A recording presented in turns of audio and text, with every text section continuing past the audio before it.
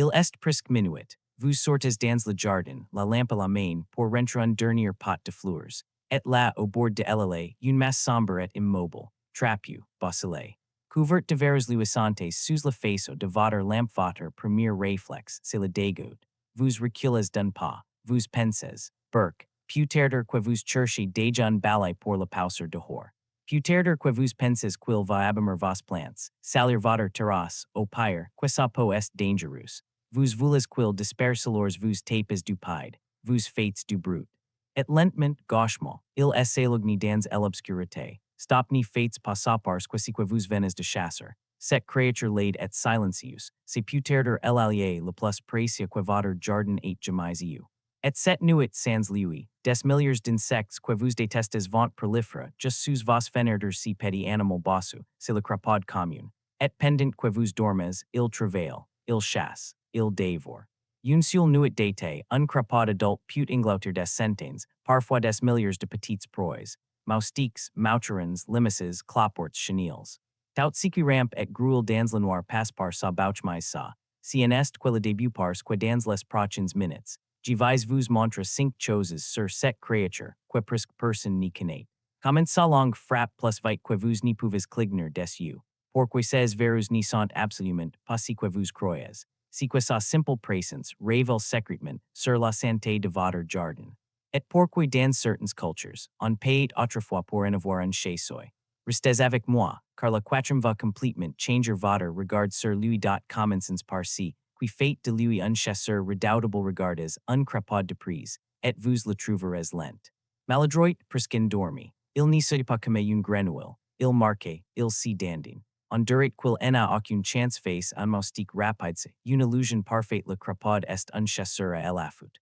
Il restait immobile, parfaitement immobile, pendant des heures. Et quand une proie passe à sa portée, tout change en un instant. Sa langue est fixée à l'avant de sa bouche, et non au fond comme elle natter. Elle s'y déploie, calante, et frappe sa cible en moins d'un dixième de seconde. Plus vite que votre ol n'y put la suivre. La proie est happée, avalée, et le crapaud a déjà repris sa pose de statue, et il voit un détail que la plupart des gens ignorent. Le crapaud utilise ses yeux pour avaler. Quand il gobe une proie, ses globes oculaires s'enfoncent à l'intérieur de son crâne et poussent la nourriture vers sa gorge. Chaque bouchée qu'il prend, il ferme littéralement les yeux pour l'avaler. Une mécanique étrange, presque extraterrestre, qui fonctionne à la perfection depuis des millions d'années maintenant.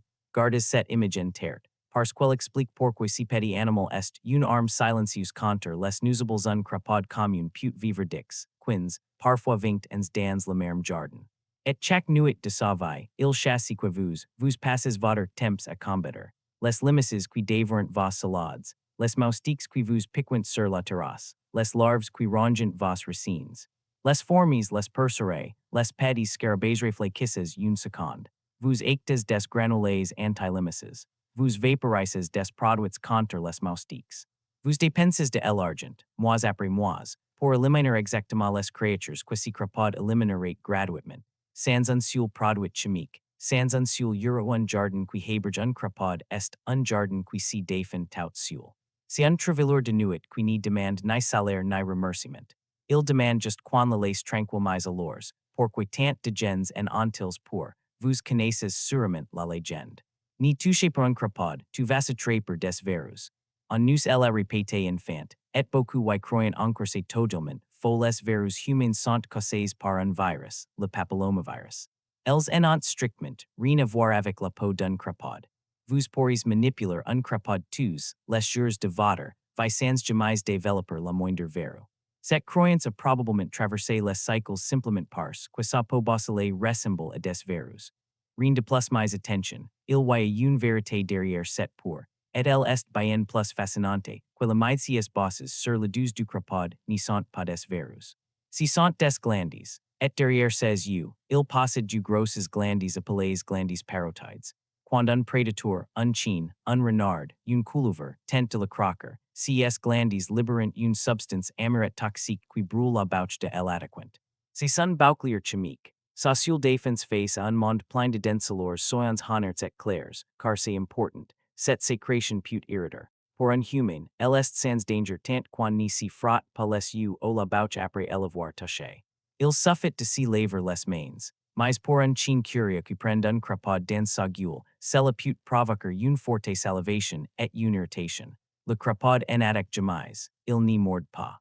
Il n'y poursuit personne. Cette toxine est purement défensive. Elle n'y sert quoi dire ni me mange pas. Le laisse survivre, sans le toucher à mains news et en surveillant vos animaux, c'est cohabiter en toute sécurité, et maintenant, voici la révélation que je vous avais promise.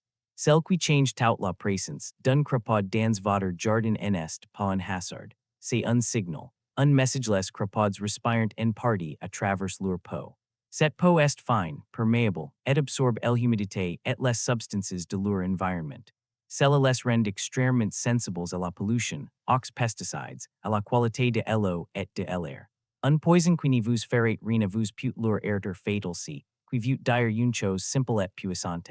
Si un crapaud a choisi de vivre chez vous, c'est que votre jardin est censé un environnement suffisamment propre, suffisamment vivant, suffisamment équilibré pour qu'un animal aussi fragile s'y installe. Les scientifiques appellent ça une espèce bio-indicatrice. Les crapauds sont parmi les premiers à disparaître quand un milieu s'y dégrade. Alors leur présence, c'est comme un bulletin de santé pour votre coin de nature, et à l'inverse, quand les crapauds disparaissent d'une région, c'est souvent le premier avertissement que quelque chose n'y va pas. Trop de produits chimiques, par ces dos, un écosystème qui s'y détruit en silence si crapaud laide, que vous voulez chasser tout à el hira. Il était en train de vous dire que vous faisiez du bon travail alors, comment lui rendre la perle. Comment vivre avec lui plutôt que contre lui, c'est étonnamment simple. Les crapauds cherchent trois choses, de l'ombre, de l'humidité, et un abri contre les prédateurs. Laissez un coin de votre jardin un peu sauvage, un tas de feuilles mortes, quelques pierres empilées, un vieux pot de fleurs retournées avec une ouverture. Si sont des palaces pour un crapaud si vous avez un petit point d'eau, mer minuscule sans poison, vous lui offrez un lieu de reproduction. Et surtout, la chose la plus importante de toutes, arrêter des les pesticides et les granulés anti-limaces chimiques. Ils empoisonnent le crapaud directement, et ils tuent les insectes dont ils s'y nourrit. En la protégeant, vous laissez faire le meilleur système anti-nuisibles que la nature ait jamais inventé, et faites attention la nuit, quand vous jardinez au temps au crépuscule. Vérifiez sous les objets avant de les déplacer. Un geste d'attention peut sauver un allié qui vous sert depuis des années de lours, si respect pour le crapaud n'est pas nouveau. Dans de nombreux jardins et fermes d'autrefois, on considérait qu'avoir un crapaud était une chance, un signe de fertilité et de protection pour les récoltes. Les gens de la terre avaient compris, sans microscope ni laboratoire, si que la science confirme aujourd'hui, si petit gardien silencia valait de leurs revenants à cette nuit. Vous, dans le jardin, la lampe à la main cette masse sombre au bord de l'allée, bosselée, immobile, laide, avez-vous pensé mais maintenant, vous voyez autre chose, vous voyez un chasseur d'une patience infinie, un dévoreur de moustiques et de limaces, un survivant armé d'un bouclier chimique via de millions d'années, un messenger fragile qui vient de vous dire que votre jardin est vivant et sain vous, ni voyez plus une créature repoussante. Vous voyez un gardien alors si soir, éteignez la lampe, reculez doucement, et laissez le faire son travail dans l'ombre, comme il le fait depuis la nuit des temps, bien avant que vos allées et vos terrasses en existent-ils, en a jamais été votre ennemi. Il a toujours été de votre côté, et vous, aviez-vous déjà croisé un crapaud au fond de votre jardin, la nuit, le regarderez-vous différemment, maintenant que vous connaissez son secret. Dites-le moi en commentaire.